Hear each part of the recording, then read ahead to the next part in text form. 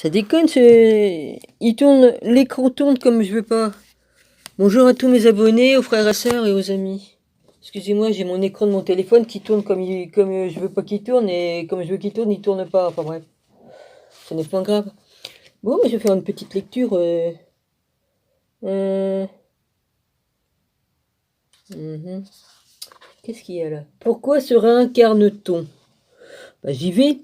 La réincarnation est une croyance selon laquelle un certain principe immatériel et individuel, âme, conscience ou esprit, accomplit des passages de vie successives dans différents corps. Selon cette doctrine, au moment de la mort, l'âme quitte le corps pour s'incarner lors d'une nouvelle naissance dans un autre corps. Dans le bouddhisme tibétain, on appelle Tulkus, Tulkus, des êtres connus comme la réincarnation d'un grand maître ou lama. Pour un hindou, s'il a commis trop d'actes négatifs, son âme s'incarne dans un nouveau corps sur une planète comme la Terre afin d'y subir le poids de la rétribution de ses mauvaises actions. Si au contraire le fruit de ses actions est positif, il ira vivre comme un dieu sur l'une des planètes célestes, sorte de paradis. Pourquoi se réincarne-t-on? Pour vivre de nouvelles expériences, pour purifier son karma, selon les bouddhistes, pour sortir de l'ignorance et de l'obscurantisme, pour assainir des liens difficiles, pour avoir enfreint les lois de la vie et apprendre à y obéir, parce qu'une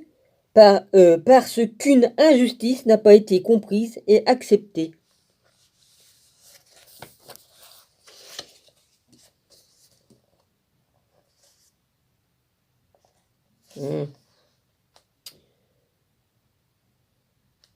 C'est les premières pages, ça, ou pas? Normalement, il y a une introduction. Ouais, il y a l'avant-propos. Mais ça, je vais pas le mettre, ça, l'avant-propos. Ouais, le mot karma est un mot sanskrit. Type d'acte entraînant quel type de réaction? Il est préférable d'essayer de sortir d'une vision moralisatrice qui oppose le bien et le mal, ce qui est loin d'être une évidence. Un exemple, si vous êtes parent d'un jeune enfant qui vous réveille par la 10e fois, ouais, bah ça, d'accord, ok, ça je mets pas. Je vais pas mettre tout. Karma et religion orientale. Karma ou karman, alors c'est-à-dire karma, K-A-R-M-A, ou karman, K-A-R-M-A-N, est un terme sanskrit utilisé dans plusieurs religions orientales. Ce mot est issu de la racine verbale kri, signifiant acte ou encore action. Pour cette religion, la notion du karma désigne communément le cycle des causes et des conséquences liées à l'existence des êtres sensibles. Il est la somme de ce qu'un individu a fait, est en train de faire ou fera. Dans les religions orientales ayant adopté le concept de renaissance, parfois nommé réincarnation ou transmigration, voire encadré, tout acte karma induit des effets qui sont censés se répercuter sur les différentes vies d'un individu, formant ainsi sa destinée. La loi du karma, responsable d'un bon ou mauvais karma, voire encadré page 15, est un concept central dans nombre de religions indiennes, telles que l'hindouisme, le sikhisme, le bouddhisme ou le jaïnisme. Chaque être y est responsable de son karma, de ses actes et donc de sa sortie de son cycle de réincarnation. Samsara, sortie du samsara, cycle de réincarnation. Les premières références au karma auraient pour origine les Upanishads, U-P-A-N-I-S-H-A-D-S. L'hindouisme. Les hindous croient à la réincarnation. Ils accordent crédit à la croyance d'une constitution de l'existence après la mort, et pensant que nos actions dans cette vie détermineront notre prochaine vie et la façon dont nous réagirons influencera la prochaine. Les actions de vie passée constituent le karma. La vie actuelle est à considérer, selon ce point de vue, comme le rayonnement des actions des vies passées. Les hindous croient dans le cycle des morts et des renaissances. Il faut 52 millions de naissances avant de renaître comme un humain ou se réincarner ainsi en végétaux et en différents animaux pendant des millions de fois avant de retrouver une matrice humaine, de même qu'un embryon, symbole végétal, devient fœtus, symbole animal, avant de naître en tant que nouveau-né humain. Une fois la naissance humaine acquise, il ne faut pas la gaspiller en se faisant du mauvais karma, car cela engendrerait une réincarnation rétrograde, mourir jeune et maladie par exemple. Alors, Upanishad, du sanskrit upa, déplacement physique et shad, s'asseoir, désignant l'idée de venir s'asseoir respectueusement au pied du maître pour écouter son enseignement. Il s'agit d'un ensemble de textes philosophiques qui forment la base théorique de la religion hindoue. Historiquement, c'est par les Upanishads que l'Europe a découvert l'hindouisme au début du XIXe siècle. Pourquoi se réincarne-t-on ? La réincarnation est une croyance selon laquelle un certain principe immatériel et individuel, âme, conscience ou esprit, accomplit des passages des vies successives dans différents corps. Selon cette doctrine, au moment de la mort, l'âme quitte le corps pour s'incarner lors d'une nouvelle naissance dans un autre corps. Dans le bouddhisme tibétain, on appelle Tulkus des êtres reconnus comme la réincarnation d'un grand maître ou lama. Pour un hindou, s'il a commis trop d'actes négatifs, son âme s'incarne. Oui, je sais, je l'ai lu tout à l'heure, mais comme j'avais pas lu les pages d'avant, donc je retourne dessus. Bon, tant pis. Pour un hindou, s'il a commis trop d'actes négatifs, son âme s'incarne dans un nouveau corps sur une planète comme la Terre afin d'y subir le poids de la rétribution de ses mauvaises actions. Si au contraire le fruit de ses actions est positif, il ira vivre comme un dieu sur une des planètes célestes, sorte de paradis. Pourquoi se réincarne-t-on ? Pour vivre de nouvelles expériences, pour purifier son karma selon les bouddhistes, pour sortir de l'ignorance et de l'obscurantisme, pour assainir des liens difficiles, pour avoir enfreint les lois de la vie et apprendre à y obéir, parce qu'une injustice n'a pas été comprise et acceptée. Après, il manque un mot, je ne sais pas qu'est-ce qu'ils ont enlevé, j'en sais rien. Bon. Ça, c'était la suite, alors, normalement. Ah oui, d'accord, il met une page blanche d'un côté, puis une page grise de l'autre, qui est la suite de la page grise précédente. Ouais, d'accord, ça marche comme ça. Pour finir, une histoire avec un être cher après une séparation, parce que le corps et le sacré de la matière ont été négligés pour aider les autres. Mis à part les êtres bodhisattvas qui se réincarnent par compassion pour aider l'humanité à grandir et se libérer, nous nous réincarnons souvent pour soigner des blessures. Les principes blessures sont l'abandon, le rejet, la séparation, la non-reconnaissance, la spoliation, la trahison, l'injustice, l'abus, la maltraitance et l'humiliation. Tant qu'il y a une réaction en vous autre que l'acceptation de ce qui est, vous n'agirez pas, vous réagirez. Vous n'agirez pas, vous réagissez et donc vous fabriquez du karma. C'est pour cette loi de cause à effet qu'on appelle le karma et ça se passe déjà dans cette vie. Bon, maintenant je vais sur la page blanche qui est sur la droite. Vous récoltez ce que vous semez et donc l'essence de la loi du karma. Le karma de chacun est de bien faire son devoir sans en chercher les fruits, dit le Bhagavad Gita. Dit la Bhagavad Gita. La vie humaine dans l'hindouisme donne l'opportunité de se libérer du cycle des morts et des renaissances. La réalisation de cette vérité éternelle est extrêmement difficile car l'illusion phénoménale et temporelle du monde nous voile la vraie connaissance. L'hindouisme dit que rien n'est permanent dans ce monde, hormis le divin dans ce monde qui n'est que changement. Le divin est partout présent, ce qui a un début a nécessairement une fin, tout comme la fleur de lotus qui s'élève au-dessus des eaux stagnantes qui l'entourent. L'individu doit s'élever au-dessus du monde des désirs. La reconnaissance de cette aspiration et les efforts pour s'en écarter forment la base des philosophies orientales, dont celle de l'hindouisme, du jaïnisme et du bouddhisme. Il n'y a donc pas de tension, de stress dans le mode de vie proposé par l'hindouisme, car si quelque chose, n'a pu être terminé durant cette vie, la prochaine vie donnera l'occasion de compléter cette tâche. Ah ben ça, c'est sûr, j'en suis témoin. Oui, c'est une vérité. Bhagavad Gita. Alors, terme sanskrit se traduisant littéralement par chant du bienheureux ou chant du Seigneur.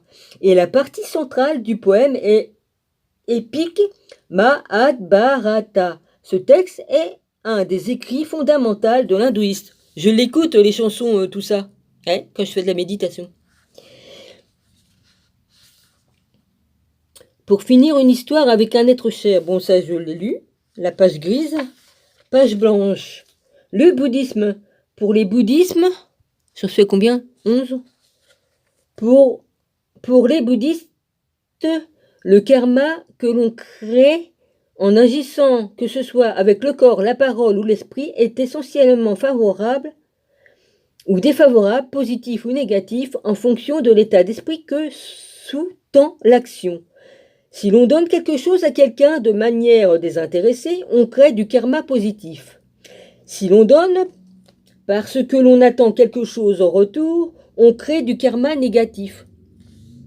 Enfin, le karma créé peut donner ses fruits dans cette vie ou dans une vie future. Dans le bouddhisme ancien, pour produire un karma, il faut réunir l'intention d'agir l'acte lui-même et la satisfaction d'avoir agi en dehors de ces conditions. L'acte ne produit pas de karma.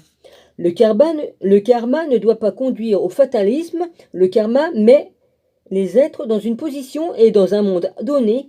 L'important est comment les êtres se comportent à partir des conditions dans lesquelles elles sont placées. L'ascèse bouddhique est destinée à éviter la création de nouveaux karmas, même favorables, et d'accéder, ce faisant, à l'inconditionné nirvana. À la conditionnée nirvana qui signifie littéralement sans naissance, sans devenir, sans création, sans condition. Bon et mauvais karma, page grise. La loi du karma est, nous l'avons vu, la loi de cause à effet. Toute cause produit un effet qui devient lui-même une cause qui à son tour engendre un effet, etc. On compare généralement la cause de la graine et l'effet au fruit qui lui-même contient une graine qui germera quand les conditions le permettront.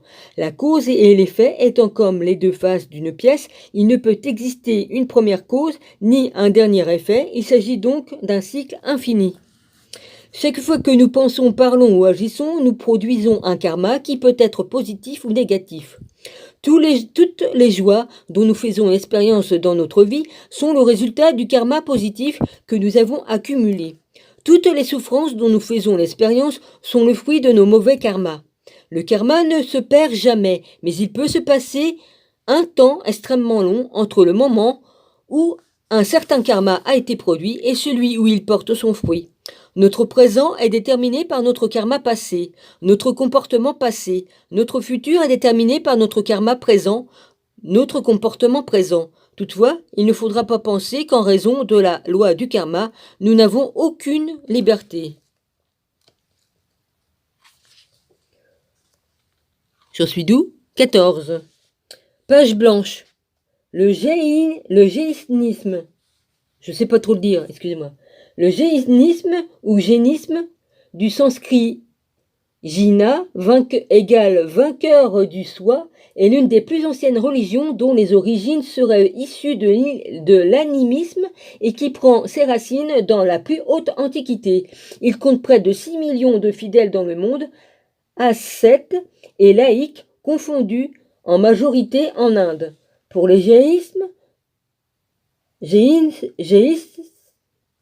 l'action n'est pas le seul critère. La parole et l'état d'esprit peuvent entrer aussi en compte dans le karma. Le jaïnisme décrit le karma comme des poussières qui viendraient polluer l'âme du croyant cherchant à atteindre l'illumination. Le but de la vie pour les jaïnistes est le même que pour l'hindouisme, le bouddhisme et le sikhisme. le croyant doit atteindre l'illumination appelée moksha, M-O-K-S-H-A, ou nirvana. L'humain doit sortir du flux perpétuel des réincarnations, le samsara, par des choix de vie appelés vœux comme la non-violence, la méditation et le jeûne, soit aussi des pratiques jaïnisme. C'est ce que je fais. Les maîtres éveillés, moteurs spirituels de cette religion, dénommés les Tirthankara, en sanskrit, égale faiseurs de ponts. On enseigne avant notre ère, ont enseigné avant notre ère les principes du jaïnisme.